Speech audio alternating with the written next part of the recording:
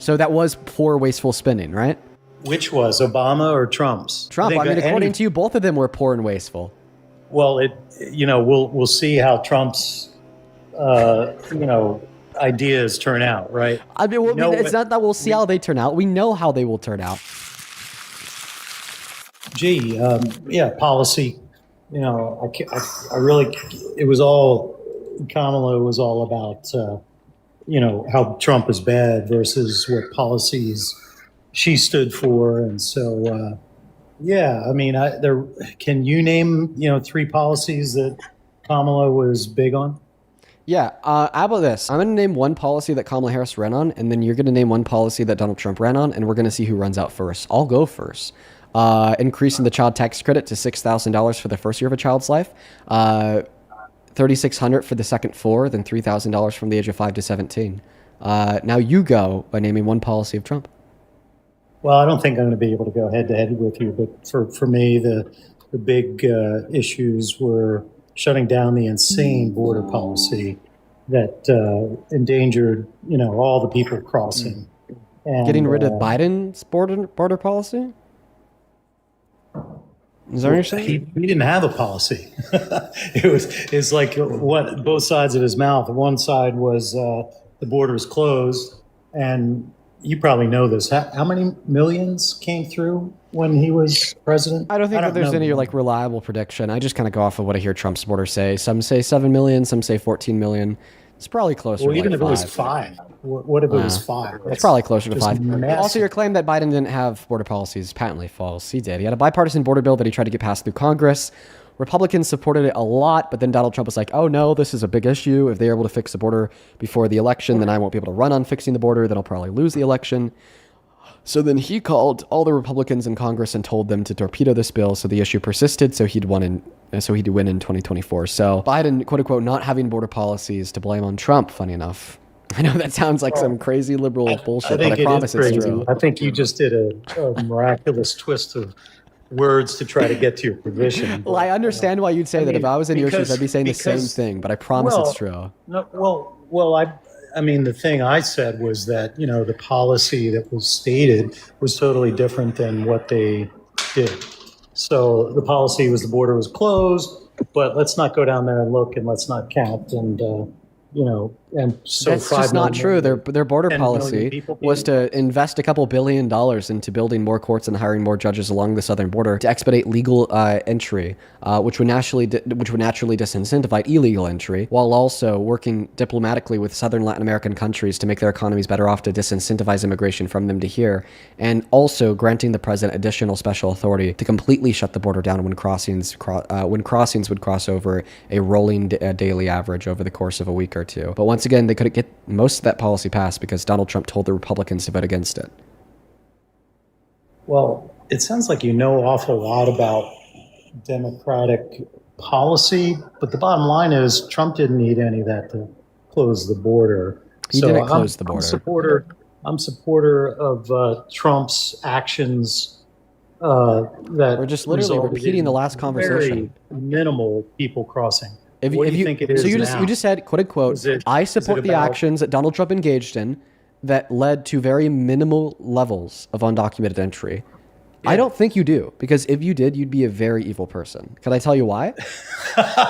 I'm sure you have some twisted way, so let it rip so you can feel good. Well, I mean, if you think it's twisted, you're going to have to prove it, which I don't think you'll be able to do.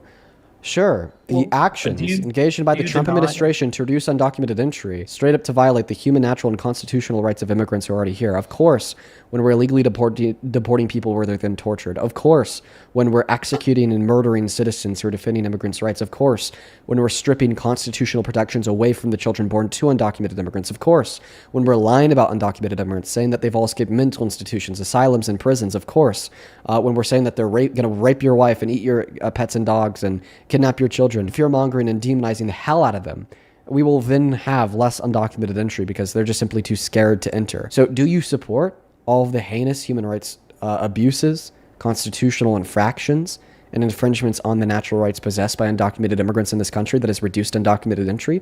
Do you support those means? Well, one, I didn't know that illegal aliens had rights in the country, but But just going back a step, how much did we reduce the inflow of illegal immigrants? These Trump's these heinous human rights abuses reduce the inflow of undocumented immigrants into America by upwards of 90%. And if you didn't know that undocumented immigrants have some constitutional rights, I'd recommend reading up. Yeah, I definitely was not aware of that. Yeah, I definitely was not aware of that. Sorry, guys, we had a little bit of a lag spike. I am back now. What's that? Nothing. I just had a little bit of a lag spike. We're back now, though. Go ahead. Well, I'm off that. Pick another topic. Okay. Do you think that Donald Trump is good for the economy? Boy, I believe in the policy of low taxes, which he's a supporter of. Okay. What's one macroeconomic indicator that's better off today than it was a year and a half ago under Biden? Interest rates are coming way down. I think they were at 9% peak during. So interest rates are enumerated based on spending and inflation. My bad. I meant inflation. Okay. 9% inflation, and that's back down to, a little higher than we want it, but huge swing. Okay, so you're actually wrong. So the question that I asked you was, what's one macroeconomic indicator that's better today than it was a year and a half ago under Biden? Your answer was inflation. That answer is false. When Biden left office, inflation was around 3.2 to 3.4%. Today, it's resting at 4.1%. Inflation is up. Really? Kids, you can talk to him too. Okay, Yeah, go ahead. I don't really have any strong political stance. Okay.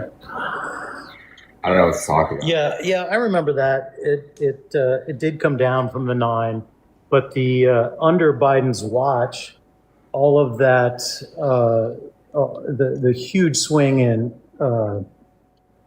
that on that issue caused all prices to grow.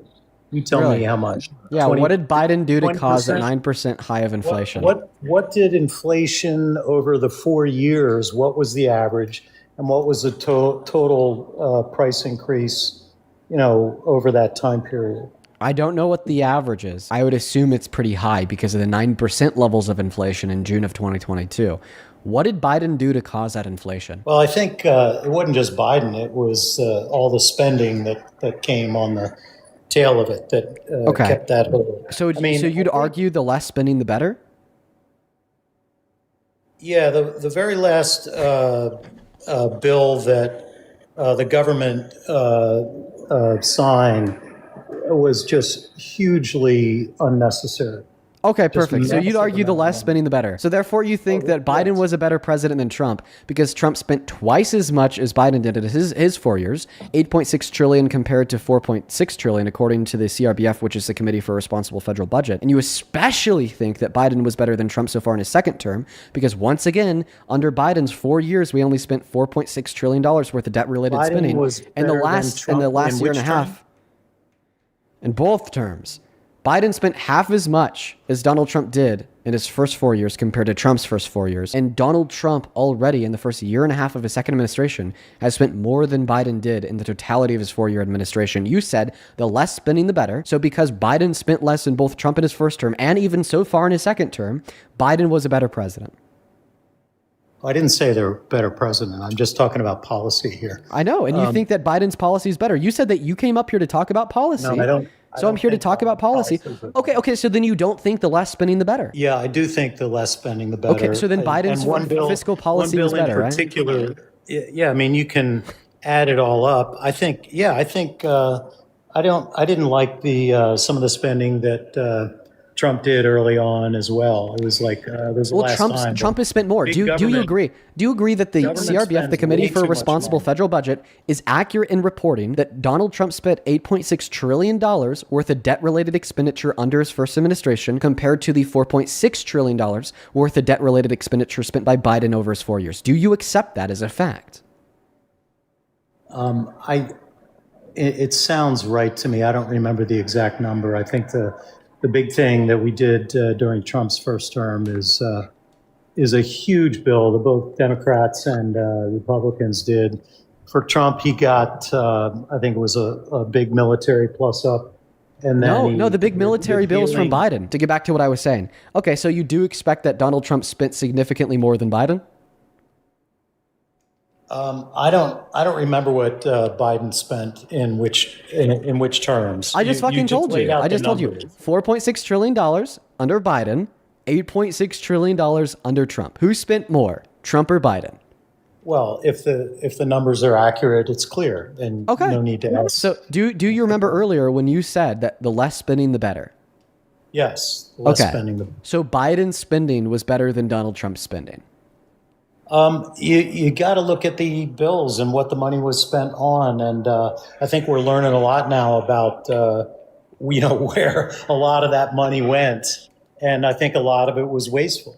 Okay. And, you mean like the $5 trillion in wasteful spending that Trump spent on a bill that took healthcare away from 10 million low-income Americans, exploded the healthcare costs of 45 million Americans reliant on Medicaid through the ACA by upwards of 300%, and took food stamps away from 3 million people while also reducing the purchasing power of the average American, according to a study done by the CBPP, the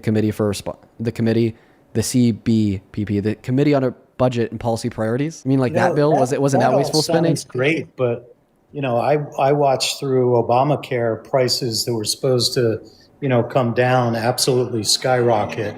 So I think some really poor choices. And now Trump spent $5 trillion to make them skyrocket even more. So that was poor wasteful spending, right? Which was Obama or Trump's? Trump. I mean, according to you, both of them were poor and wasteful. Well, we'll see how Trump's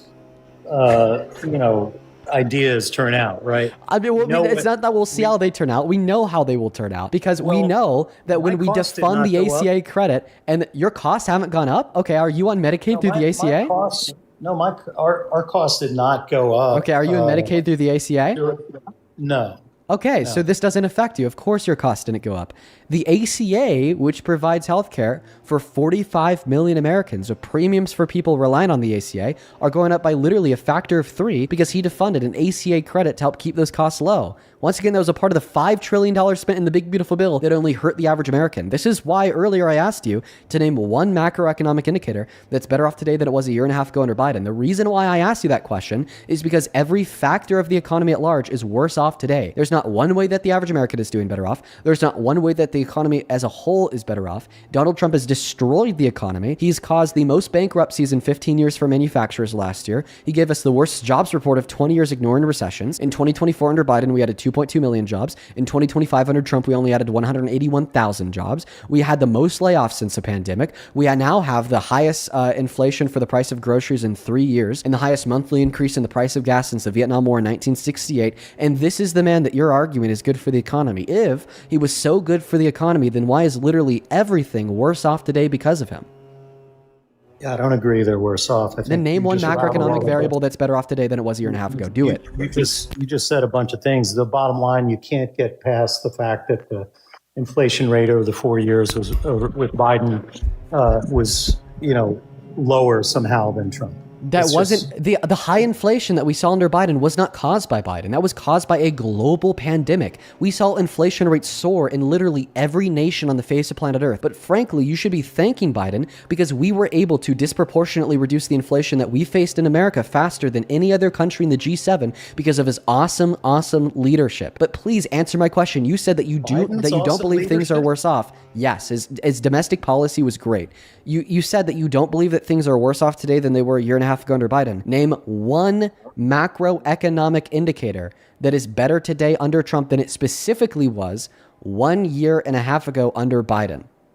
Well, that's the thing. You're using the very end of the Biden administration because we want to evaluate the state of the economy the day before Trump walked into office to where it's at now. We are going from the base plate of where it was at when he walked into office and to see if he's made it better or worse since he walked into office. How about that? He brought the cost of eggs down. Well, that's not. So that claim's actually not true in and of itself. The reason why the price of eggs are down is because the chicken population is repopulated. We had to kill a bunch of them because of the bird flu. But this also is not a macroeconomic variable. The price of eggs does not generally tell us about the health of the economy at large. Meanwhile, the definition of what a macroeconomic variable is would be a variable in which generally informs us of the health of the economy at large.